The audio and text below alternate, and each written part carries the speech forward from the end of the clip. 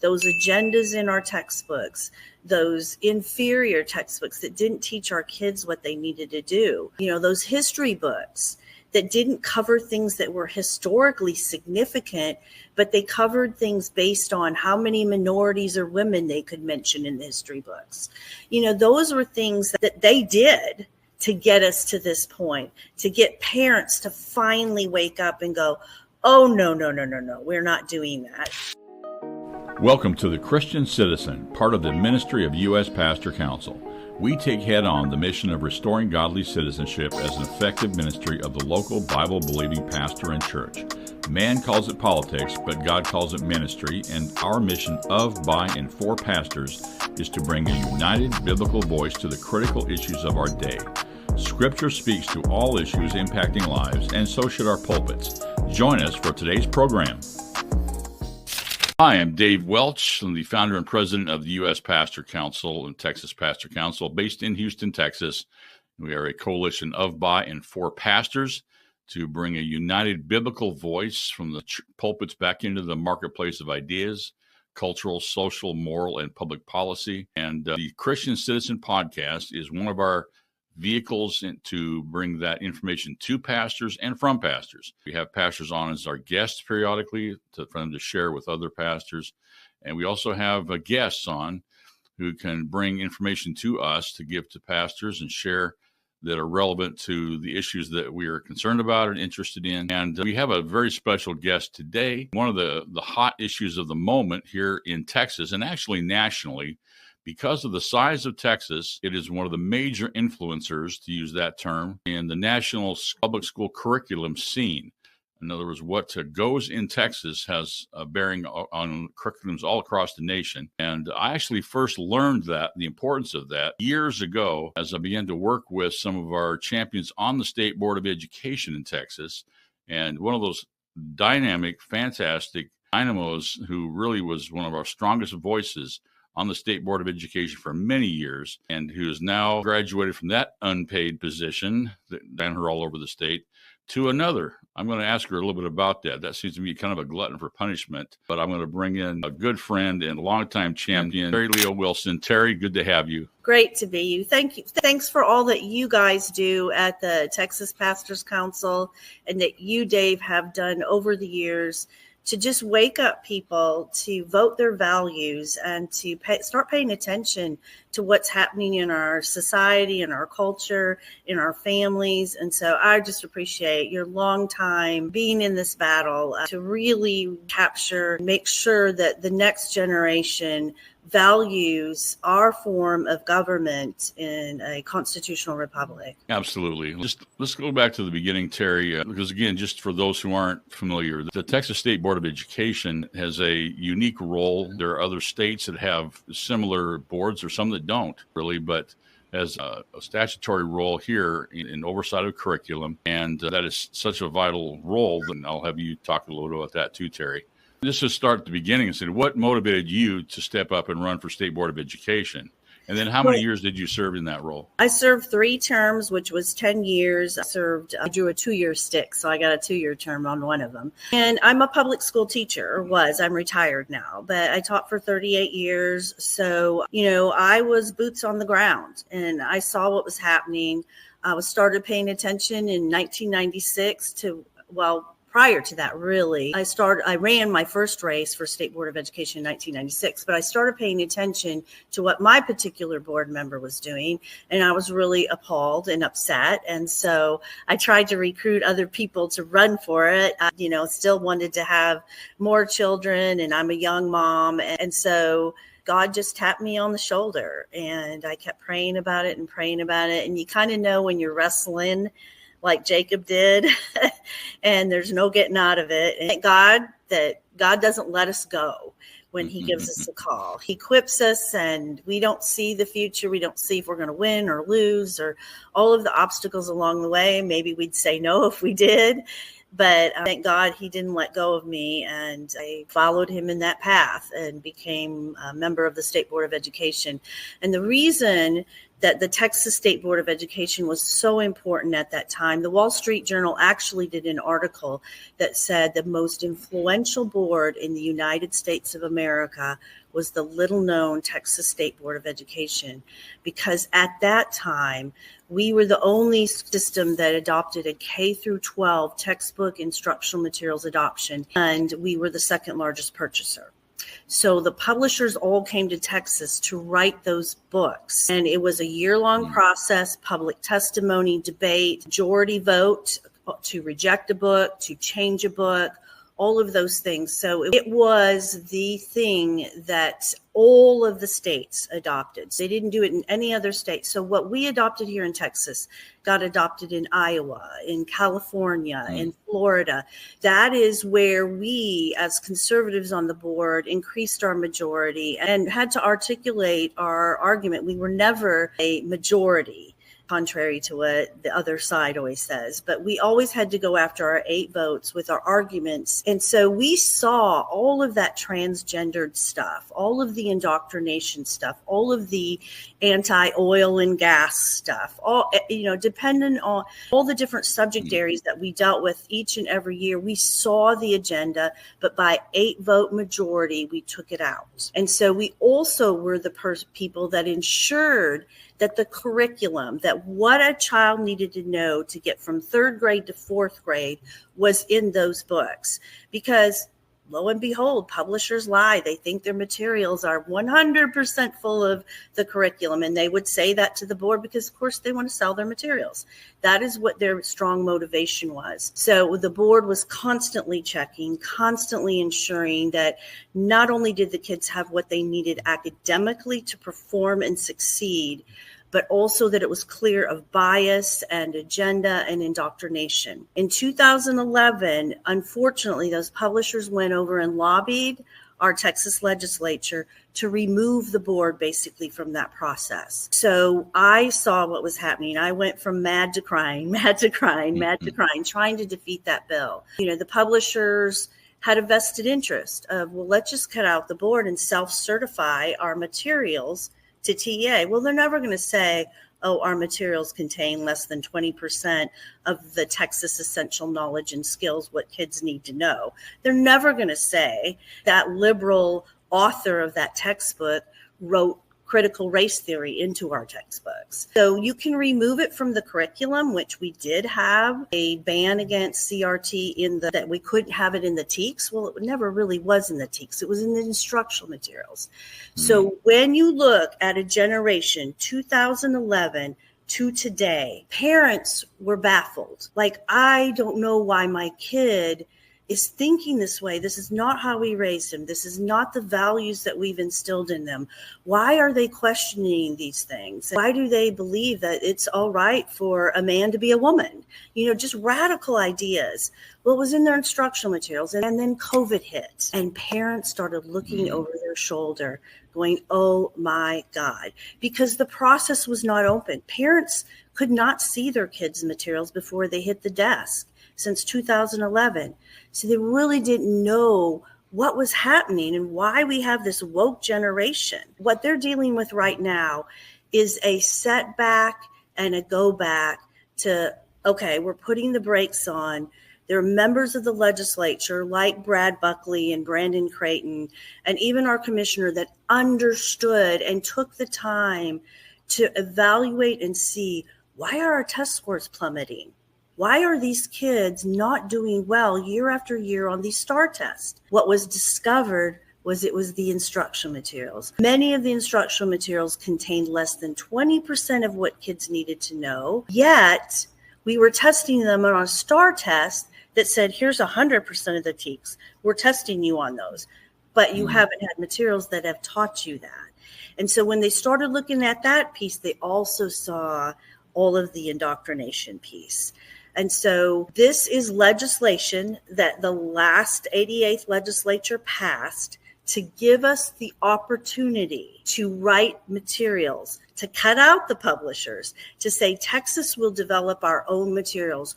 We know how best to teach reading. We know that. We've known that for 10, 15 years, the very best practices. And same thing with math. Our instructional materials have not contained best practices. Those are in these books. They are high quality. They are classical in nature, so they cover the depth and breadth of a subject area. They are so well done. I personally reviewed them. I hope the board adopts them. In the pilot programs that they've used them in. Let me interrupt you just for 1 second, Terri, just because what you're talking about now though, is that because we kind of laid out the issue of what had been happening as far as the removal of these standards and content. So what it's referring to now is what we're seeing is called the Blue Bonnet Learning Curriculum, yes. right? Yes. That's what's before the current board and voted on today, actually, the first vote to push back on this. So that's what you're describing now. Right? Yes, that's what I'm describing now. And I will go through the main three criticisms of it and address each one of those if you want me to. Because all you see in the headlines is, they're trying to push the Bible into the schools. Right. Yeah. And this whole thing. So, yeah. And that is one of the criticisms. However, you and I both know, any American that studies history knows that you cannot get away from the fact that our laws are based on Judeo-Christian principles, that our founding fathers and historical figures throughout history. So one that I did in particular, because I represent Galveston County, and Galveston Island is the birthplace of Juneteenth. So I particularly reviewed that one with Dr. Ben Carson and many others. It's so well done. And so in there, they take Martin Luther King, for example. And Martin Luther King, because of his faith, emulated what was taught to him in the Bible on Shadrach, Meshach, and Abednego. That here's what you do when you have civil disobedience and you disagree with your government. How do you do that? Do you go out like Black Lives Matter and burn down innocent people's business and protest? No, you know that there will be consequences, but you have a voice and you stand up. So just like he took inspiration from that portion of the Bible, he went to jail, and that's where he wrote the letter to Birmingham. And so you cannot understand that piece without understanding why he wrote the way he did.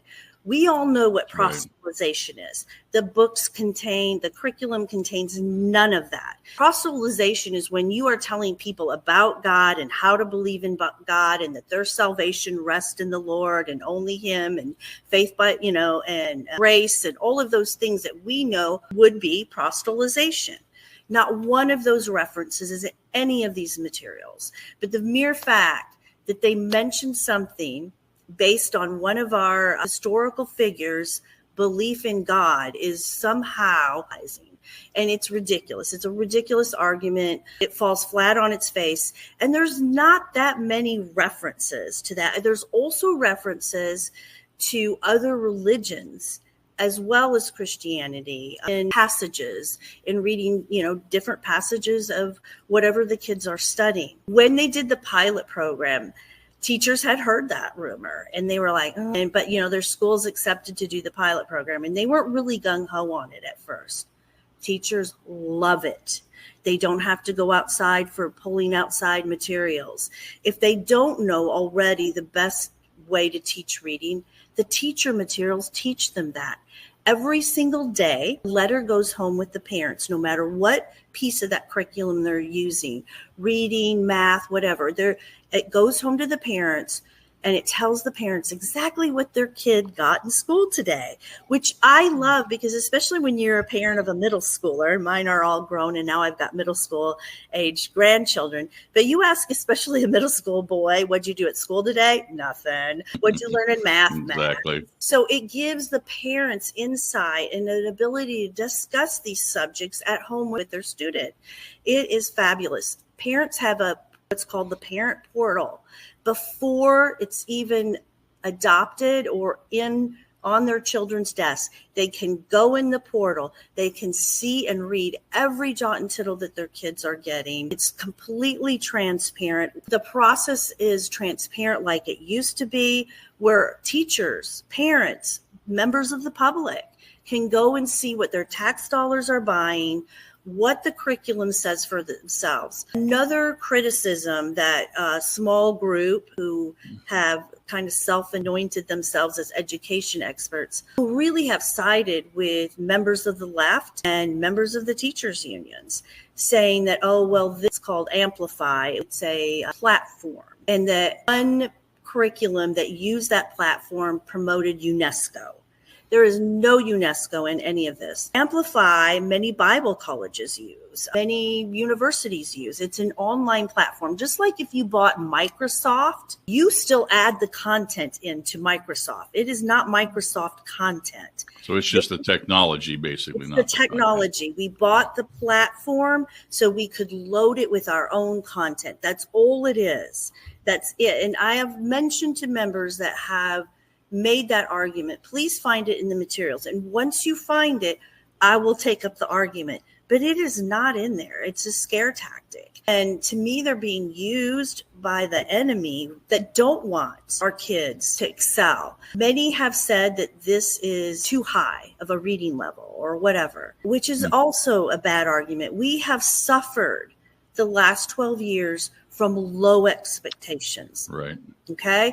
And from all the no child left behind mentality of we're going to teach to the lowest kid in the class. Dave, we will always, as a public school teacher myself, we were always going to have struggling learners that are going to be in that 10% of the bell curve, that are always going to need special assistance, special help. Yes, we provide that. Yes, we need to teach to their level. Then we've always got 10% of the kids that will do well, no matter who their teacher is, no matter what their materials do. They're just going to be on that top 10%. But the majority, including myself, live in the 80% in the middle. And that's who we teach to. It is not too high. It is on grade level. It is specific. And when you went into the classrooms with the pilot program, those teachers ended up loving it.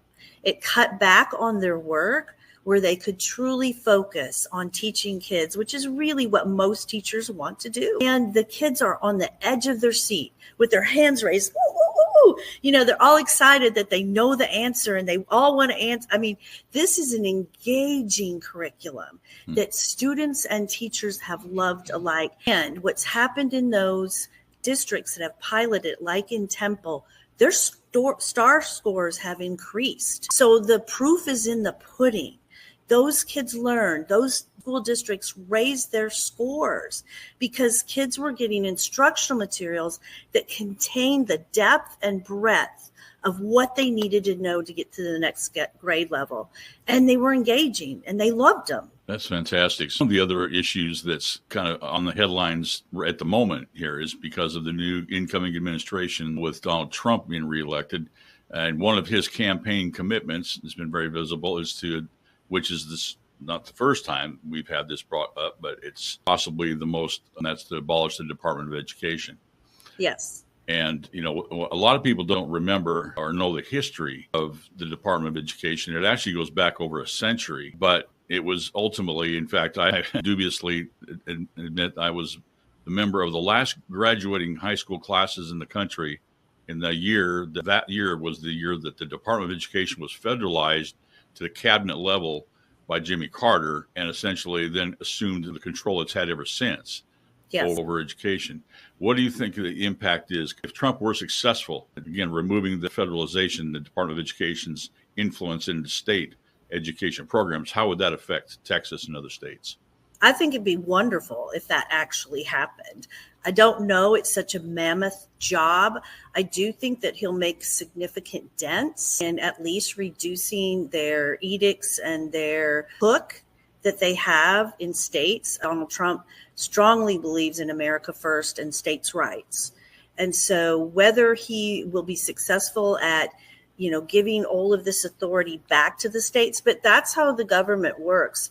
It was very innocuous. I remember I was in school and they started the free and reduced lunch. That was the very first intrusion by the federal government into schools. And who could argue with that? When poor kids get a good lunch, right? Nobody wants to be against that, Right. And then came the next thing and the next thing until they have schools so hooked on the federal monies that they can't wean states off of it. That's right. So it'll be a challenge, but I think it's something that is way past due. And I think it's something that we have to seriously look at, because we do want states to have autonomy. We do want our elected members of the State Board of Education, that parents have a voice through to decide these things for Texans and for our children.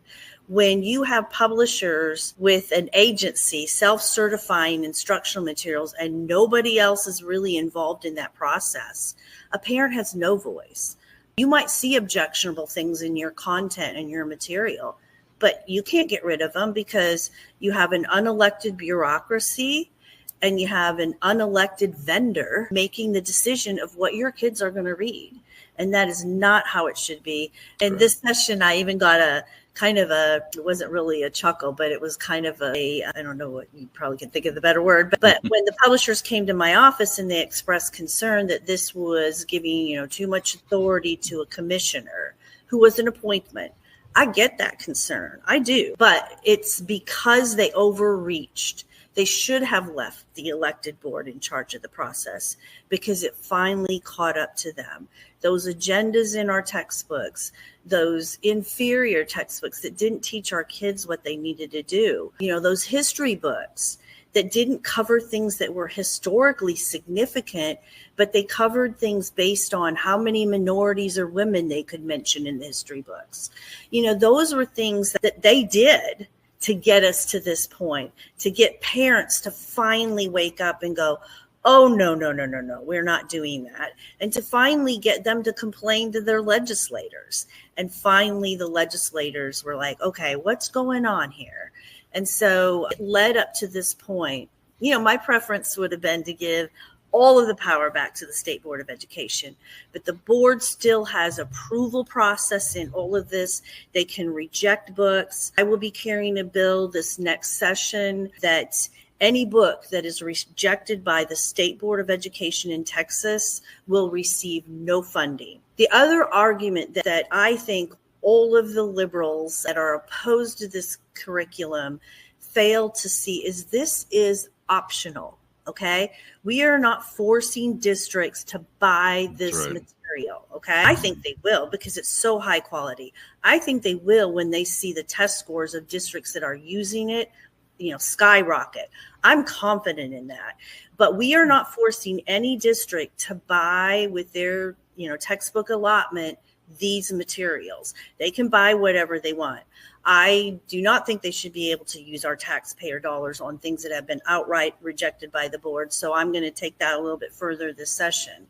But it is optional. So if you have the argument that you think that this reading level is too high for your kids in your school, well, you don't have to buy it, right? So that is another argument that really falls on deaf ears. Yeah. Let the districts that want to use it, use it. Why do you not want freedom? Well, and what we've now seen pretty consistently is this whole myth of pro-choice by the left. They're not pro-choice anything in reality. They're afraid of competition. They're afraid of the free market. They're afraid of individual choice. They don't trust the people. So anything that opens it up like you just described threatens their control. Yeah. And that's ultimately what this has been about for decades in this case. Going back to John Dewey and his writings, he made it very clear. He had a mission, and that was to create change agents through the educational system. And that's part of this. And the distinction between overlaying this issue, which you're going to be dealing with in the legislature, of course, front and center as well. And that's education savings accounts or some form of empowering parents economically. Is one of the key elements of that has been concerns amongst the homeschool and private school groups that are already there in religious schools, high schools, of government interference in what they're already doing. When you move federal government out of the equation and it's just dealing with state regulation, state oversight, then that eliminates that fear largely because right now they have that freedom will be protected in large part. So how you're doing it now. And that's why Texas chose the ESAs, the Educational Savings Account method. There's 39 states right now that have school choice or some form of parent empowerment.